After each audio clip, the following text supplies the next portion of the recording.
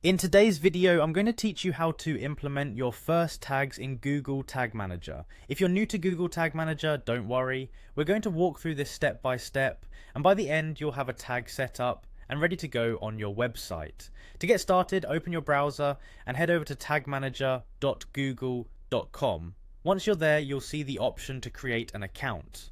Go ahead and click on Create Account.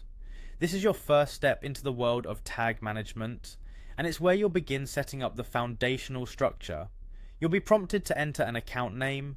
Typically this will be your company or website's name. This helps you organize and identify your tags, especially if you're managing multiple accounts. Following that, you'll need to specify a container name. Usually this will match your website name because the container essentially houses all the tags you'll be implementing on that particular site. Next, you'll choose your target platform. In most cases, you'll select web here since you're likely managing a website. Once you've filled in these details, click Create. You'll need to agree to the terms and conditions before you proceed, so make sure you give them a read through. Now that you've created an account and a container, you're in the Google Tag Manager interface. The next step is to navigate to the Tags section and click on New.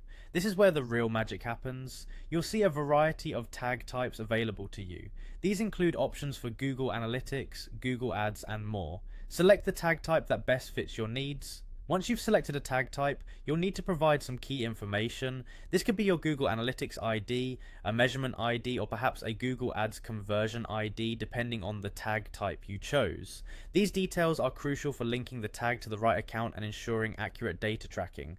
Now it's time to set up a trigger. This is what tells your tag when it should fire. You might choose to have the tag fire on all page views, or perhaps only when a user clicks a specific button. The choice is yours, so think carefully about what data you want to collect. After setting up the trigger, link it to your tag to ensure it fires under your specified conditions. Before making anything live, take advantage of the preview mode in Google Tag Manager.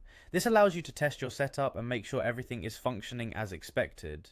You can verify that your tags are firing correctly and troubleshoot any issues before they impact your website. Finally, once you're satisfied with everything, click Submit to publish your changes. This updates your site with the new tags and you're all set.